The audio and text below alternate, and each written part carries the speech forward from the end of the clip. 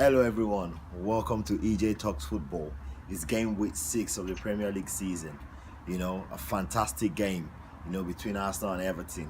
First half was a bit, dull for Arsenal, fans if you were an Arsenal fan. But again, Arsenal went into it looking for a win, looking for a clean sheet. And finally, we got the clean sheet in the end. Another thing Arsenal fans were looking forward to, obviously, was looking forward to Lucas Torreira starting the game. So, come on, let's know what you make of Lucas Torreira's, first starting, first game in the starting 11. I was a bit nervous when he had the first yellow card that, he might not be able to get into tackles, but in the end, I wouldn't say it was lucky not getting, a second yellow. But I watched it again and I thought, you know what, it wasn't really, it wasn't deserving of a second yellow. So I'm glad that the referee did not give him a second yellow. In the first half, from an Arsenal perspective and analyzing the game, in the first half, Arsenal were not at it. One of the things that, we keep saying Unai Emery brings, or will bring to the Arsenal side is the pressing side of the game. I've said this before in my previous videos. I've always also said that he likes his team to control the game. So in the first half, what went wrong really? Arsenal were not really commanding in possession, or were not really controlling the game. So we were kind of not in control. So that made Everton get the ball and play the ball through us, and went through on goal. So in terms of the clean sheet and everything, we should be kind of thankful to Peter Cech, because really Peter Cech kept us in this game. He really kept us in this game. At least, he would have made between 5 and 7 clean saves. I am going to break this down into 3. Torreira's, making his starting 11. How did he perform? And then I'll talk about Peter Cech's saves and Peter Cech, the goalkeeping situation concerning Peter Cech. And then I'm going to talk about Ozil, obviously, because I think it's about time, the manager sees past Ozil's quality. To the points. Lucas Torreira's first start in an Arsenal team in the Premier League. Now, I think he did really well as usual, because we know like when Lucas is in the team, he gives a lot of freedom for Xhaka to go around and express himself and play. Obviously, Xhaka still made quite a few mistakes, but one was going to be costly, and then the other wasn't going to be costly. But this is not really about Xhaka. This is about Lucas Torreira. I believe he protected the back four really well. He just kind of hovered around, just right in front of the back four, and he did a really good job. He keeps it simple. That's what really matters. Football really is about ball control, quality of passes, and keeping things simple. Oftentimes we've seen players try to complicate things and then they lose possession, and then it's costly for the team. But Lucas Torreira kept it simple today. Obviously, in other games where he's coming at halftime, or he's coming at a later point in the game, he's put some good forward attacking balls through. But I think this game, he was cautious of it probably being his first start, and he wants to stay in the team, so he didn't venture forward that much. But he had a really, really good game, I think. From the breaking up play perspective, he broke up play, a few times, because that's his job really. We've been crying out for someone to come in and break up play. How many times have we turned around and expected, Xhaka should have just gone in and anticipated that ball? I mean, there was a couple of times where, he read the situation before the ball got to the opponent. He went in and intercepted it. That's what Torreira will give to us. To my second point, the goalkeeping situation. It's Peter Cech versus Leno. Now let's look at it.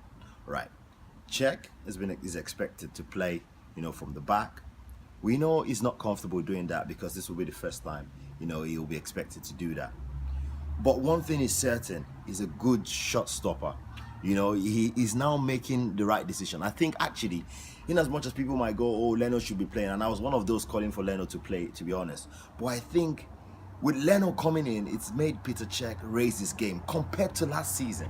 he's raised his game, save wise and decision making. Obviously, when he has to play with his feet, he's getting all that wrong. But today, he wasn't scared to play it long. He didn't take any unnecessary risk trying to dribble any player or trying to play towards his own goal. But one thing is certain: he is a good shot stopper.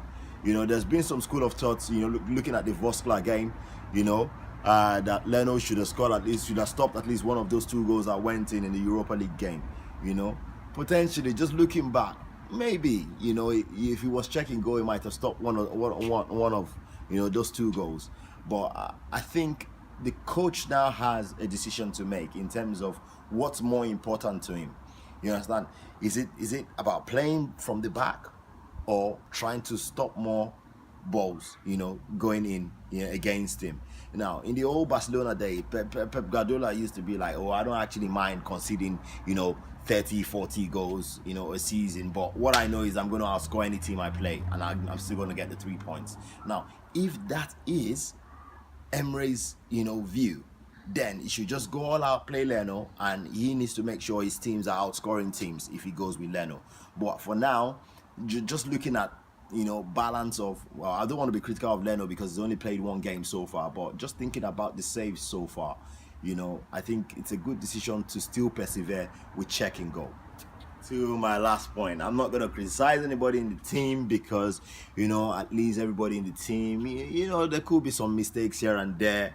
But my last point is about Mesut Ozil. In as much as Mesut Ozil is a quality player, I think, one of the things that Wenger has, led Ozil to believe is that he doesn't have to probably work hard in this team. I don't want to be critical of Wenger because I love him so much personally. I think we won't be talking about Arsenal. Some of us won't be this. We probably would not follow Arsenal this long. If not for the legacy Arsene Wenger's created. So I really appreciate Arsene Wenger. But however, I think Ozil has now become so lazy. His body language throughout the game, is unbelievable. I wanted Ozil to want the ball at times, like the ball would just be a few yards from me, just a bit of stretch, stand strong and stay strong and, show the desire. No. People might say, oh, that's the way he is, he's not an aggressive player. Because I listened to Nacho Monreal saying, all of a sudden people should not expect, Ozil to just become a player that fights and shouts at referee and all that. Nobody's talking about that. You're paid to play football. At the end of the day, when you're on the pitch, you leave your all out on the pitch. You don't have to shout at anybody. You don't have to beat anybody. But, you can only make something, on the pitch if you have the ball. If you have the ball, you can make something happen. So when the ball is a few yards away from you, want the ball so that we can see your quality. If you have the ball at your feet, you can show your quality. If you don't have the ball, you can't show your quality. So you've got to help your team. It's 11 men on the pitch, not 10. Not 10 playing for one. Ozil will need to start working hard, for the rest of the team.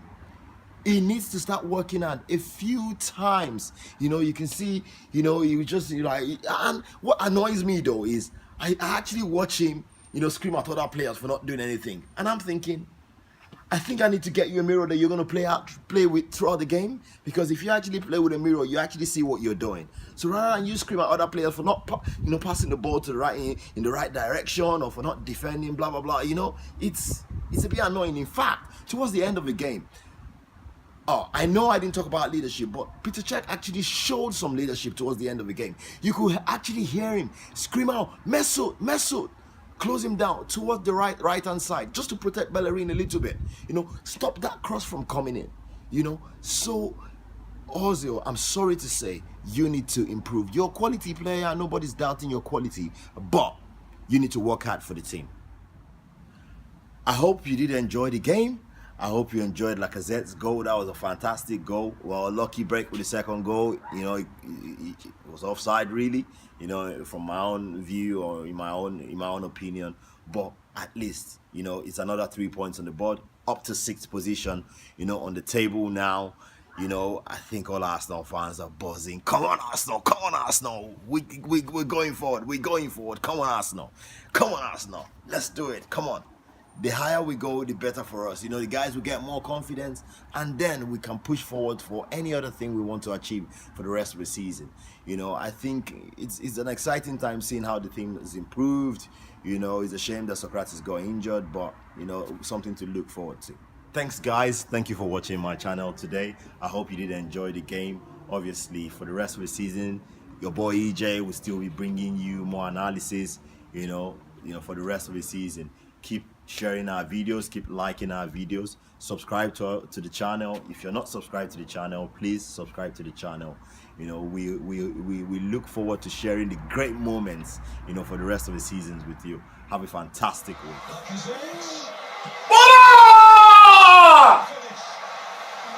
Come on!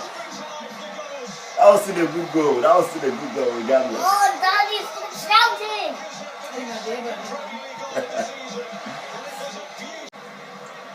Ozil want the ball! Ozil wants the ball! Ozil, fight! He wants the ball! Ozil wants the ball!